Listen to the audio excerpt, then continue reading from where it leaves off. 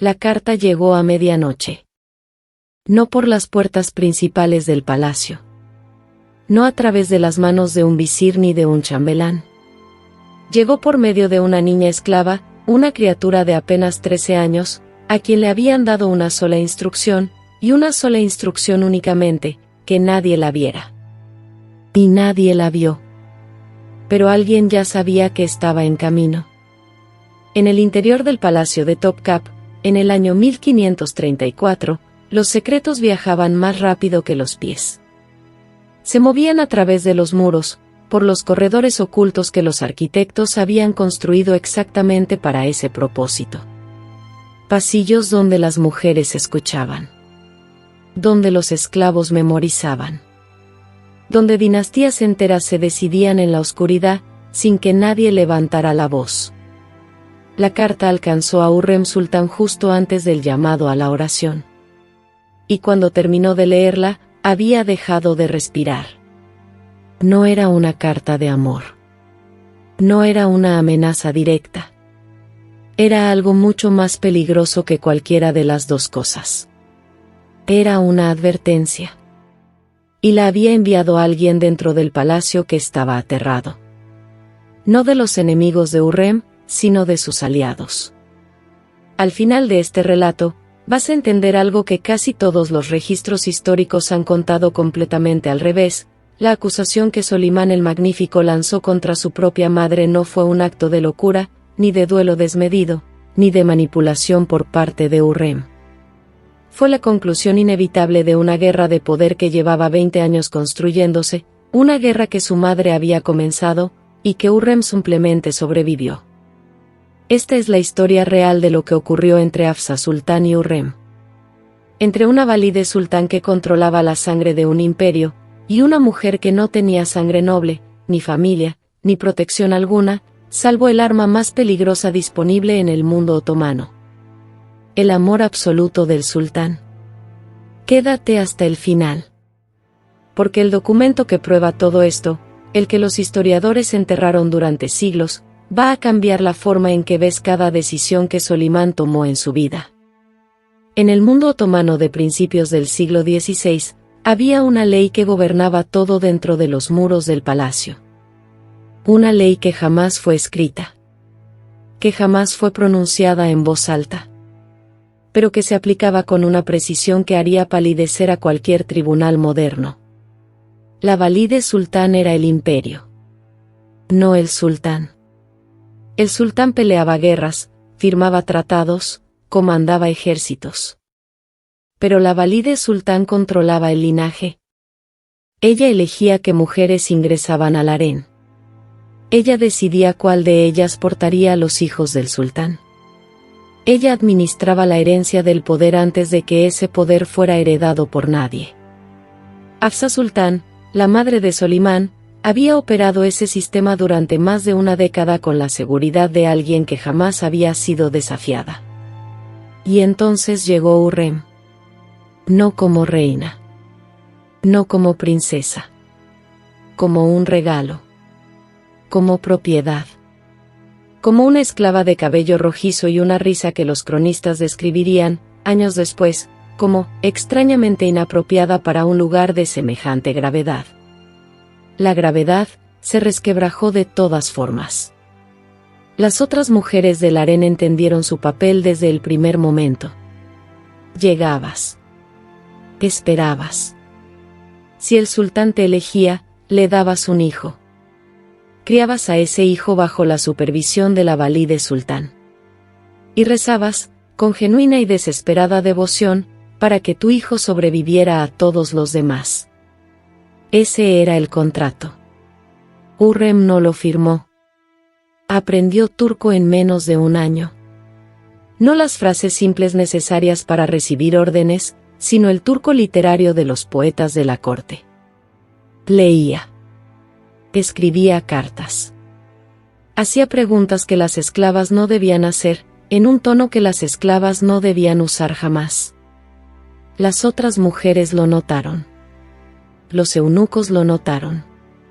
Y la valide sultán lo notó más que nadie. Su nombre era Hafsa Sultán, y no era una mujer cruel.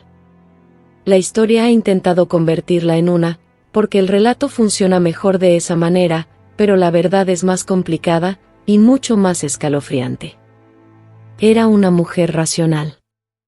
Comprendía el poder de la misma forma en que un cirujano comprende la anatomía, no con sentimiento, sino con precisión. Y lo que vio en Hurrem Sultán no era una amenaza para la dinastía. Era una amenaza para ella misma.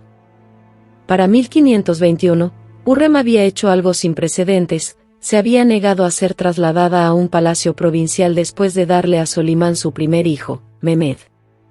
Todas las mujeres antes que ella habían seguido ese protocolo sin chistar. Traías al heredero. Salías de Constantinopla. Lo criabas en otro lugar, a una distancia segura de las políticas de la capital. Hurrem no se fue. El olor a agua de rosas, denso y persistente, flotaba en los corredores cerrados. El sonido de un cerrojo deslizándose en su lugar. El peso de un caftán de seda, formal, sin ceder un milímetro. Hurrem apeló directamente a Solimán. No a través de intermediarios. Directamente. En una carta que el cronista Selalzade Mustafa describió como, escrita por la mano de alguien educado en una casa real, lo cual ella definitivamente no era. Solimán la dejó quedarse. Ese fue el momento en que Hafsa Sultán comprendió que estaba en un tipo diferente de guerra. No quería convertirse en un monstruo.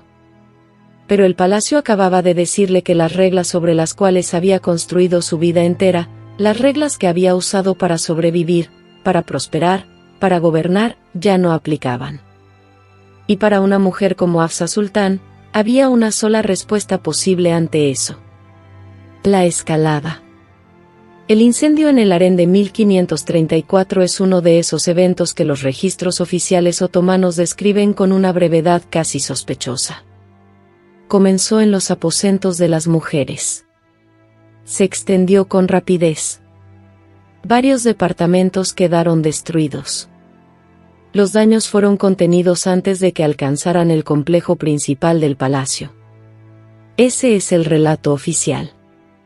Lo que el relato oficial no menciona, lo que solo se encuentra en las notas marginales del despacho de un embajador veneciano, archivado durante siglos en la Biblioteca Marciana de Venecia y casi nunca citado, es que el fuego comenzó específicamente en la sección de la arena asignada al hogar personal de Hurrem Sultán. Sus aposentos. Sus mujeres. Las habitaciones de sus hijos. Y que comenzó, según dos testigos cuyos nombres fueron registrados y luego tachados en el registro otomano, a los pocos minutos de una visita de una de las asistentes personales de Hafsa Sultán. Una mujer llamada Fatma Hatun. De aproximadamente 40 años. Originaria de algún lugar en el interior de Anatolia, su acento es descrito como provincial en el documento veneciano. Había servido a Hafsa Sultán durante más de 15 años. Nunca fue sancionada. Nunca fue interrogada públicamente. 3 meses después, fue trasladada a un Vakf provincial, y desaparece de todos los registros para siempre. Humo sobre el aire frío de la madrugada. El chasquido de la madera ardiendo. El llanto de niños siendo cargados a través de un corredor oscuro, en brazos que corrían sin saber bien hacia dónde. Hurrem sobrevivió el incendio. Sus hijos también. Pero el mensaje era inconfundible. Y aquí es donde la historia se vuelve psicológicamente fascinante, porque la respuesta de Hurrem no fue la que uno esperaría de una mujer que acababa de sobrevivir lo que casi con certeza fue un intento contra su vida. No recurrió a Solimán de inmediato. Esperó.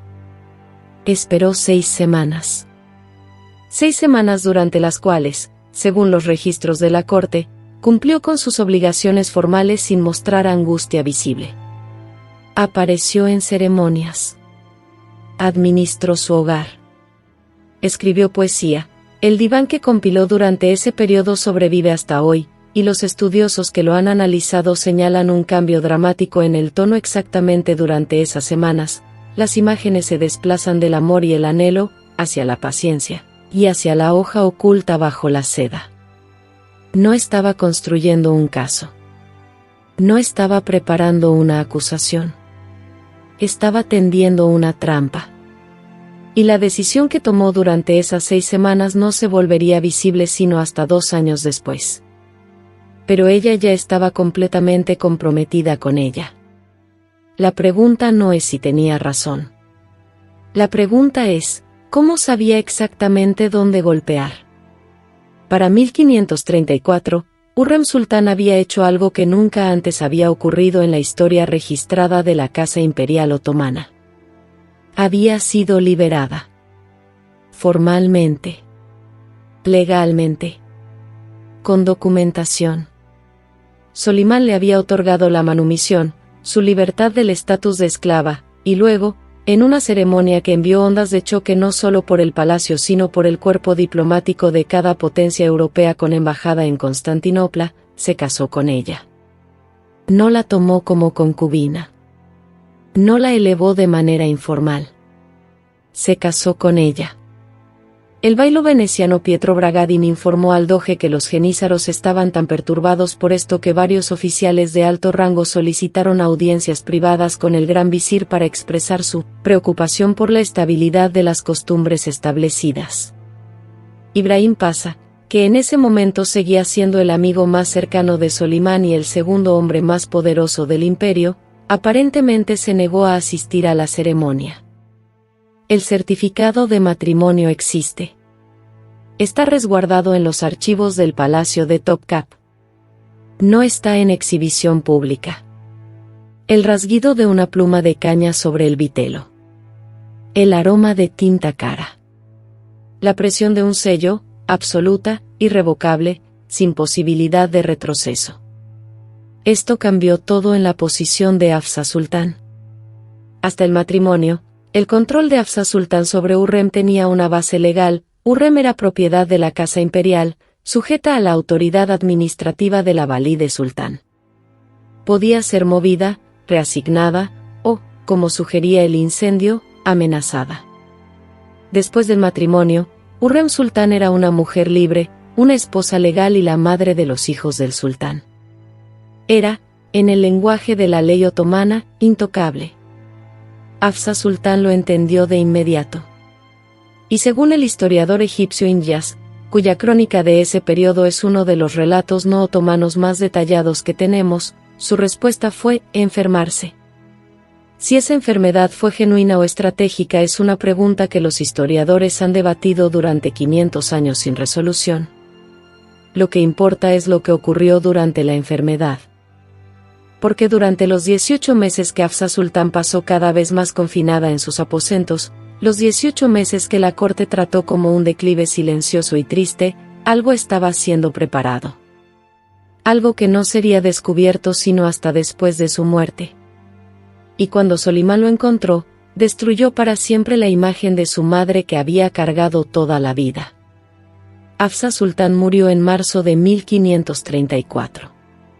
La causa oficial fue registrada como declive natural después de una enfermedad prolongada, el equivalente otomano de una no respuesta. Pero las notas privadas del médico del palacio, descubiertas en el siglo XIX durante la reorganización de los archivos de Topkapı y publicadas en una revista académica otomana de circulación limitada en 1923, antes de ser ampliamente ignoradas por la historiografía occidental, cuentan una historia diferente.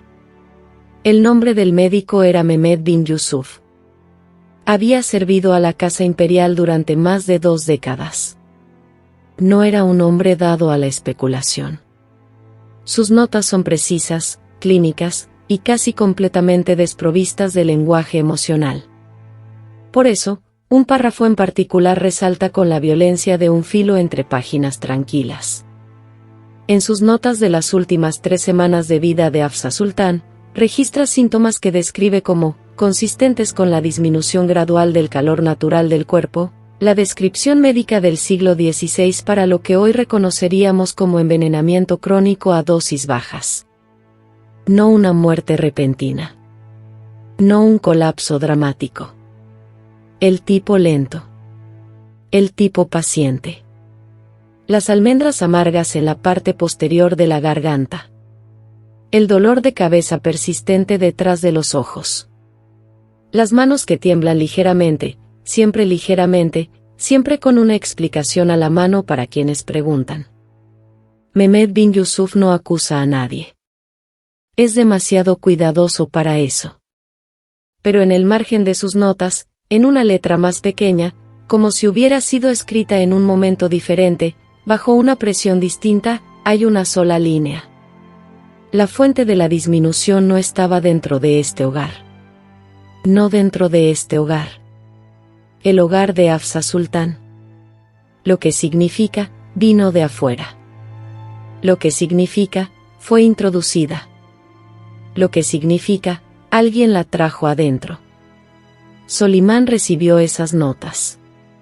Lo sabemos porque, como consecuencia, emitió una orden que los registros de la corte describen únicamente como una reasignación del personal de cocina, pero que resultó en la remoción de 11 personas del servicio del palacio en el transcurso de una sola semana, a pocos días de la muerte de su madre. 11 personas. Removidas. En silencio. No habló públicamente sobre la muerte de su madre durante más de un año. Y entonces, en 1535, todo se desbordó. Porque la investigación que Solimán ordenó no era sobre la muerte de su madre. Era sobre lo que su madre había estado haciendo en los meses antes de morir. Y lo que encontraron sus investigadores en sus aposentos no era la evidencia del duelo de una mujer agonizante.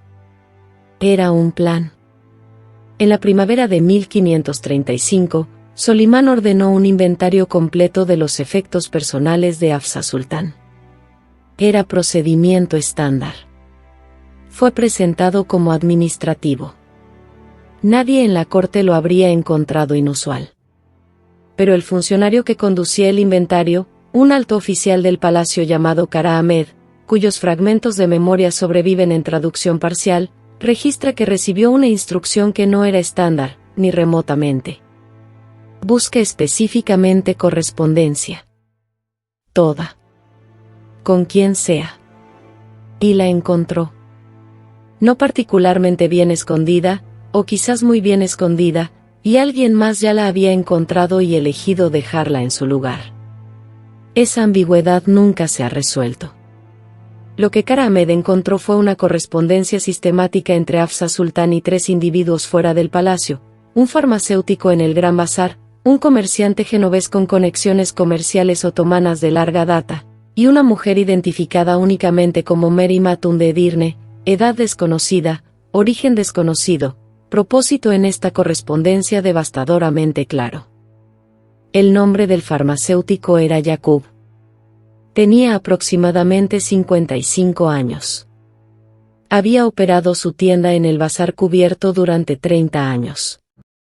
Era conocido, según las notas de Kara Ahmed, por su inusual experiencia en compuestos no comúnmente solicitados. La correspondencia, 14 cartas a lo largo de 18 meses, no era sobre medicina. Era sobre dosis. Papel que huele a cedro y a tiempo. El peso específico de una carta que nunca debió ser leída.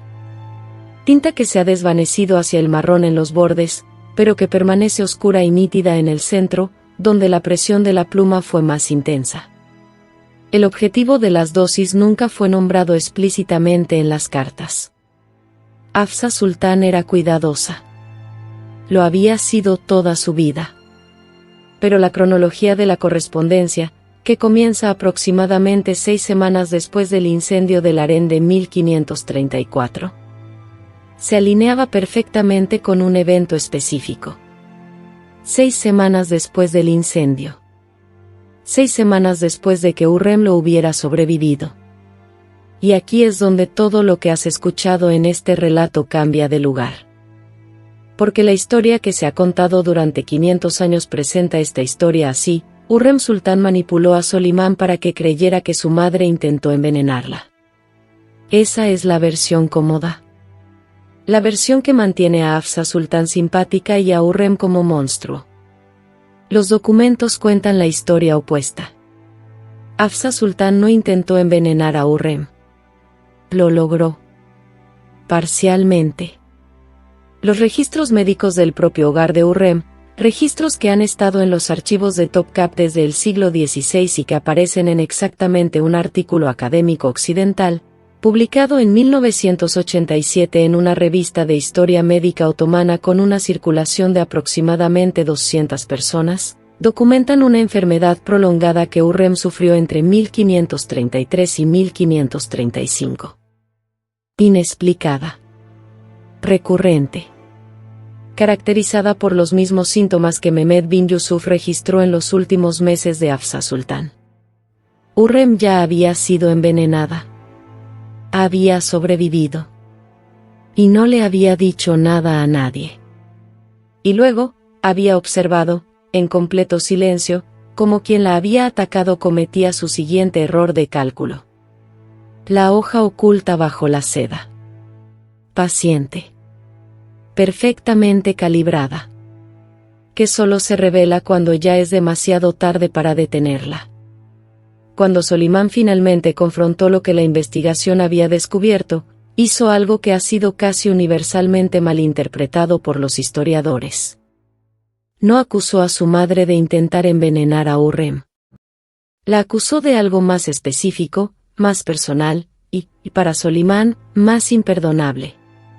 La acusó de haber conducido una guerra secreta contra su esposa después de que él había hecho sus intenciones hacia Hurrem públicas y legalmente permanentes.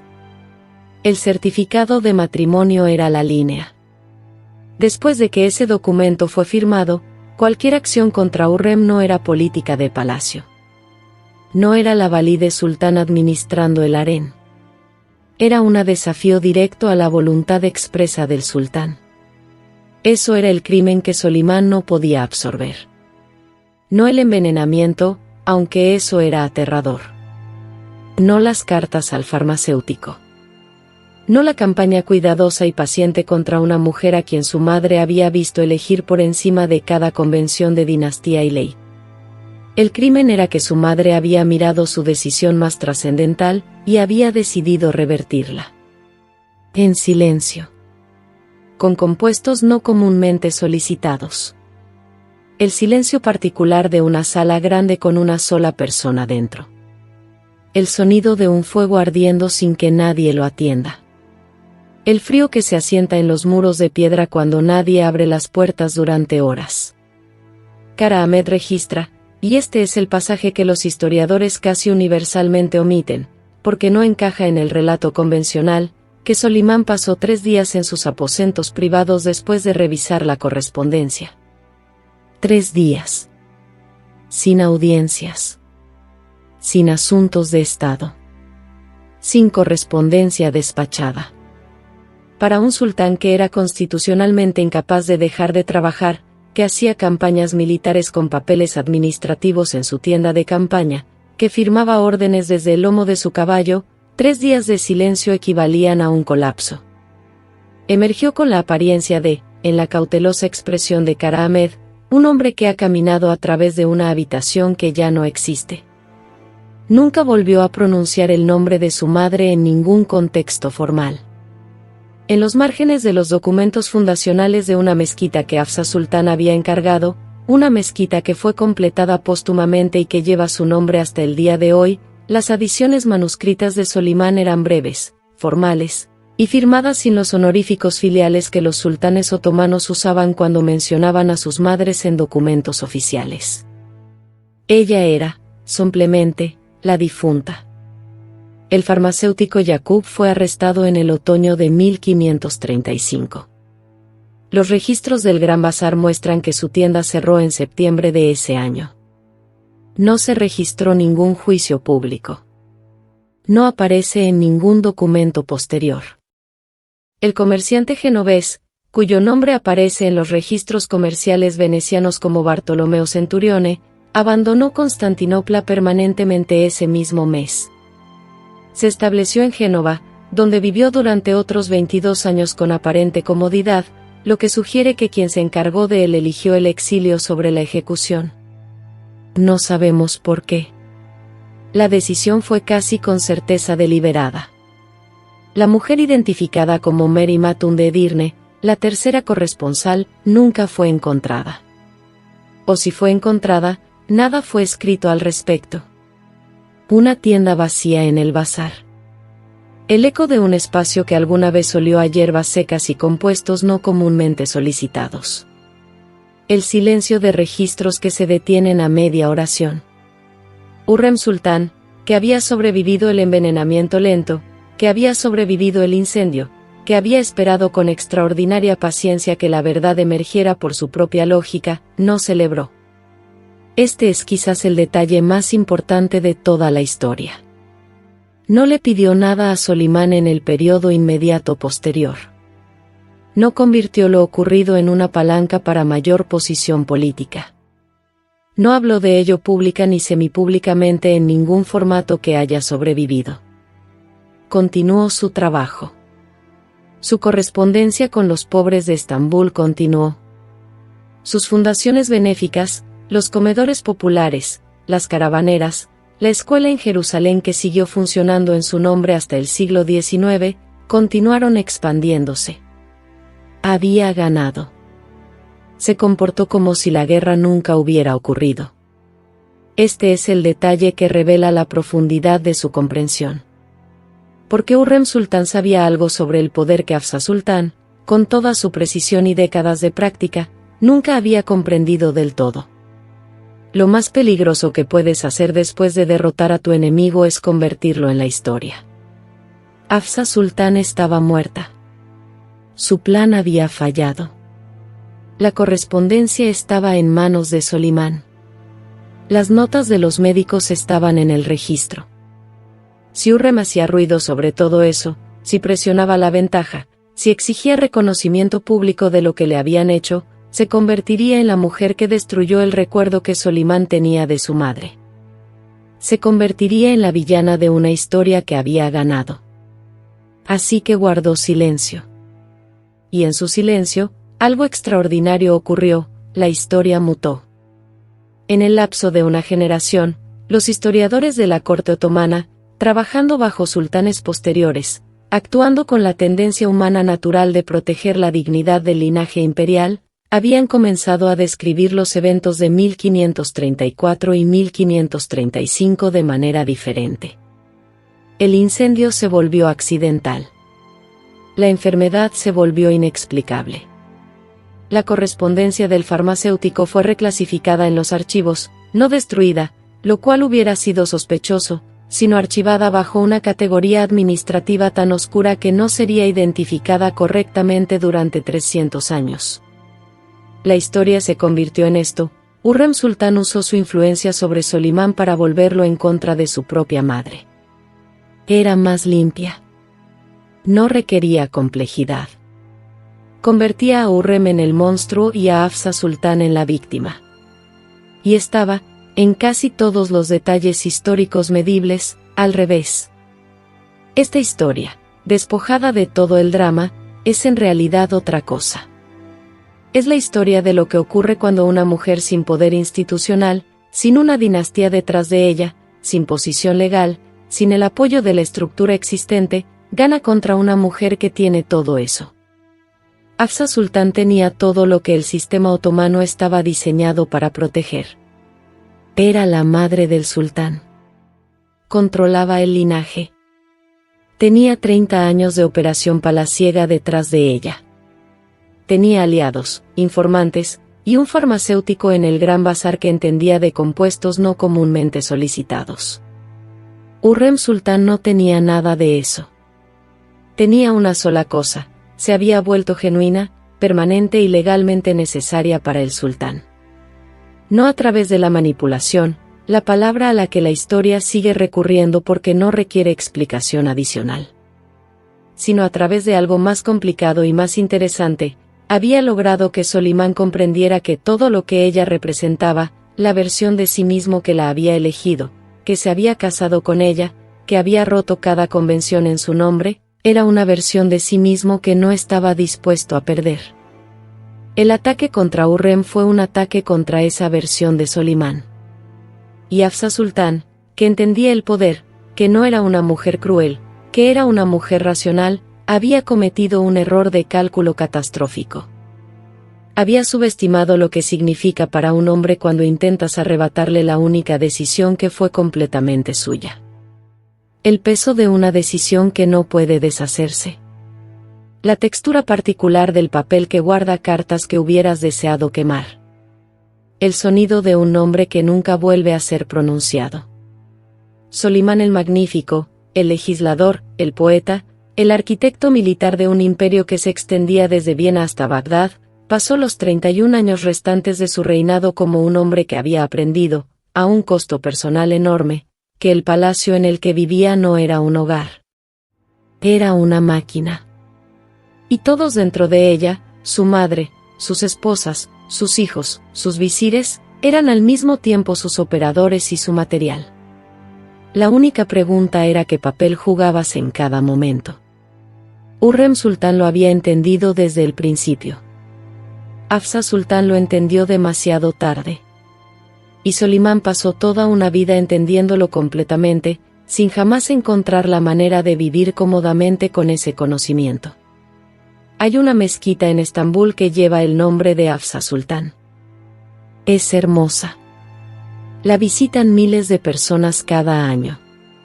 Las fundaciones benéficas que ella estableció siguen definiendo los barrios que la rodean. Si la visitas, nadie te hablará de las cartas al farmacéutico. Nadie mencionará a Mary Matun de Edirne, cuyo destino nunca sabremos. Nadie explicará por qué Solimán firmó sus documentos póstumos sin los honoríficos filiales de costumbre. Verás una mezquita construida por una mujer poderosa. Una valide sultán. Una madre. Y eso no está mal. Pero no está completo. La historia es siempre el relato de lo que las personas más poderosas de cada momento decidieron que debía ser recordado. Las notas del médico que describían el envenenamiento lento de Hafsa Sultán, y los síntomas paralelos en los registros médicos de Hurrem, estuvieron en el mismo archivo durante 300 años. Disponibles. Accesibles. Simplemente, nadie preguntó por ellos. Porque preguntar requeriría sostener dos verdades incómodas al mismo tiempo. Que Hafsa Sultán, una mujer de genuina capacidad e importancia histórica, eligió usar esa capacidad para intentar matar a otra mujer.